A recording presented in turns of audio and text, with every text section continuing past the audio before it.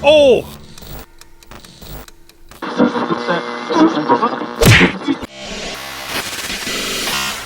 What's going on, guys? Hope you're having a great day out there today, guys. We are down here at the messy motocross track, and there's been lots of mud and water and gigantic clumps of mud, and I thought, you know what? This would be a great time to bust out the Axiel Ryft. So, chucked a 4S battery in this thing, and we're going to take this thing out for a little rip and have a little fun in the mud and water out there. But we've done a lot of upgrades to this thing, and recently I just put on all the new aluminum links on this thing, because this is definitely a weak spot. Kept breaking these ends. They kept snapping off rather easily, so I got the aluminum set up for it, and we're going to see how she holds together now. So we're going to go ahead, get this thing fired up. We're going to go have a little fun in the mud, guys, so stay tuned, everybody.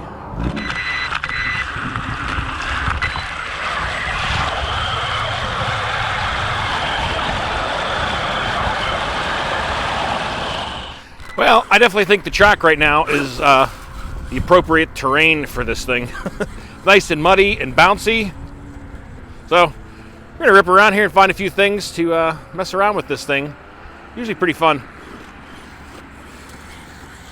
Oh, geez. Already over. One thing I'm noticing now with these new links, it's definitely, when you get on the gas, it stays a lot straighter now. It doesn't torque twist as much for some reason, and it goes in a straighter line. Doesn't jump too bad either. Amazing how much air control this thing has for a rock bouncer. It is going to probably be a nice muddy mess down here with this thing. We'll save it. There we go. We're going to go down over the side here. Lots of mud and I think some fun stuff to launch this thing off of down over this side. Well, they're out here fixing the track now after I run the X-Max. But maybe it'll be in better shape for next time. Oh, I thought I was going to land in the mud. I actually cleared the mud. Oh, see, that's where I let off the gas too much. And the braking just sends that thing forward if you don't stay on the gas. I don't know how deep this hole is. Oh, geez. Ah. I guess I got to retrieve it. Nice terrain for this thing down here, I'll tell you that, though. It is muddy, and it is not smooth at all. But I keep landing it upside down. Oh, jeez. Landed it right into a rut. One thing I am noticing, I have the front center diffs on this thing locked with silicone, and I have a diff locker in the rear. But it definitely needs one in the front also. It just doesn't, the front wheel's got too much spinning going on, and the front's going to need locked up next. So I'll probably pick up another one of those lockers for the front and get the front locked up too.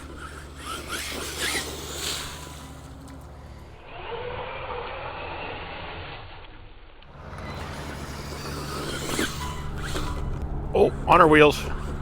But yeah, I definitely need the front diff locker on this thing. I knew I should have just put it on there whenever I ordered the rear one, but I was honestly kind of trying it out. Oh, jeez, upside down. I knew I should have just changed it out then, but I figured, try the center and the rear first and see how I liked it. But yeah, it definitely needs a front one. Well, I had to change the battery. I was using the 4S lipos I ran on the X-Max, and apparently I got them pretty closely drained when I was running the X-Max. Oh no! Upside down in the water. But yeah, the batteries are like only quarter charged at this point apparently, and my guys are drowning. Well, I guess that's one way to clean it off. Oh man, I just dusted myself. I am covered with water and speckles of mud now. Woo! I think it's pretty fun in the water. I know it's a rock bouncer, guys, but it's a lot of fun in the mud and water, I'll tell you what. All right, we're going to head back out to the track here. This is kind of deep. Well, at least I got my boots on today. Not out here in my tennis shoes. A lot of guys are saying I need to get a pair of mud boots. Like a pair of rubber mud boots. Indeed, I do. We're going to play around in the mud some more here.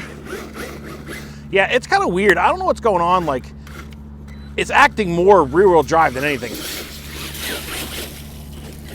The front, just as soon as one locks up, it's not getting the proper getting the proper traction or slip.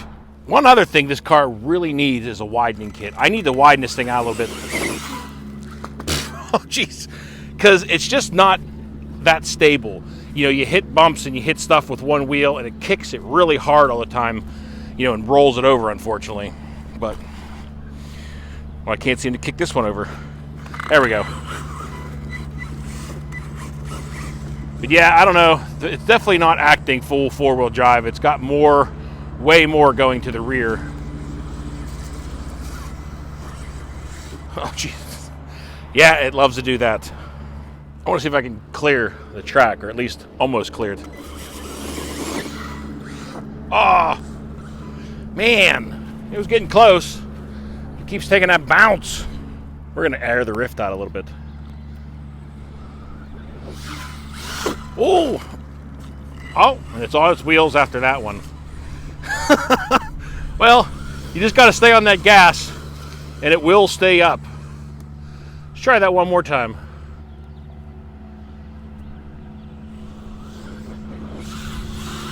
Oh, I took it and it landed it. A little bit of muddy over here, but she took it. Man, that front end is caked in there. Man, guys, the Ryft doesn't jump it too bad off of this thing. Been taking the jumps, been landing it nice. Let's give her another send.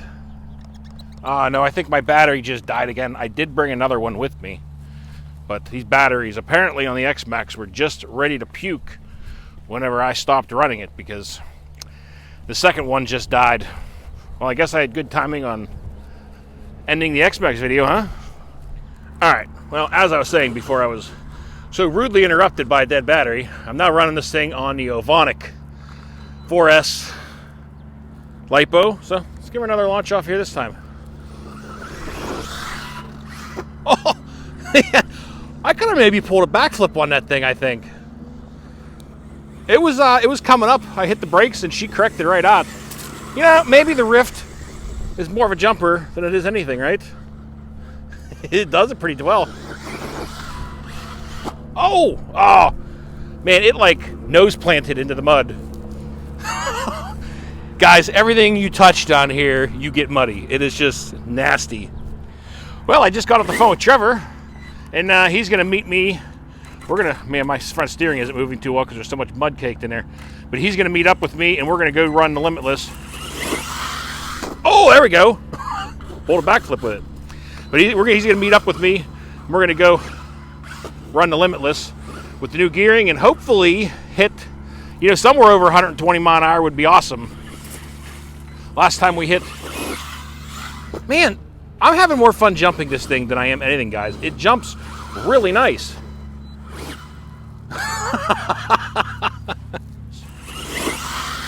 Oh, there we go. Well, I think the Ryft is more of a jumper than it is anything. It jumps so nice. You know, I've jumped it a few times here and there and around, but, you know, never jumping it like I have so far today. And guys, it jumps so nice. It jumps so nice. You got amazing air control. Really does. Got a weird bounce. You got to make sure you're, you know, careful with the throttle. You know, staying on it because you can't. You definitely can't control it like a normal car. You got to stay on the gas a little more in the air to keep that front end up. But besides that, it takes these jumps pretty nice. I mean, I know it's not huge air, but for a rock bounce, oh, right on the nose. Man, that was kind of a nasty little click sound I heard. Hopefully that wasn't like a front axle or something. See what... Well, it's still moving. No parts are falling off, so that's promising. I'm going to see if I can get over here. I'm not going to make this video too long. I know some people don't like the Ryft. Some people don't like the crawlers or anything. But I like to have a little bit of fun with everything.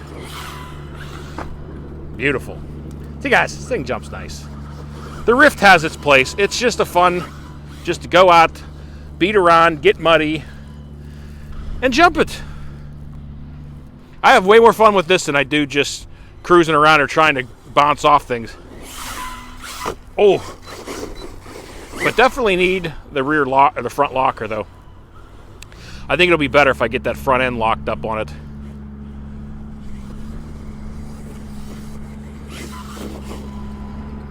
I think we're going to take this thing down here and try and clean the Ryft off down here in this creek, depending on what part of the state you're from. Everybody has their own name. I call it a creek.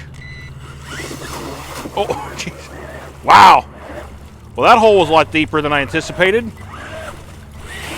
Oh. Well, I guess I had to go retrieve that now, guys. Well, the wheels are clean now. Well, she's a little cleaner now. The mulch pile works as a jump too. Oh, jeez. Took a nosedive into that one. What's on this side? Might be able to launch it up that.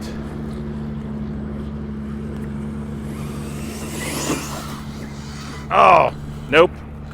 That was a no-go. We're going to try this one more time. Oh, cleared it. I think.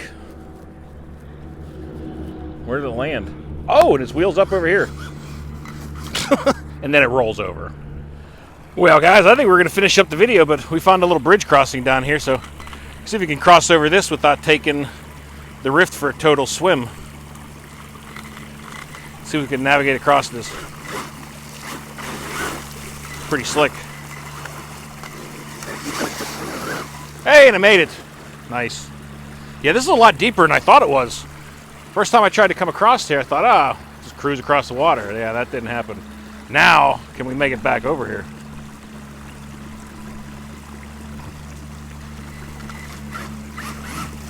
No, not that way.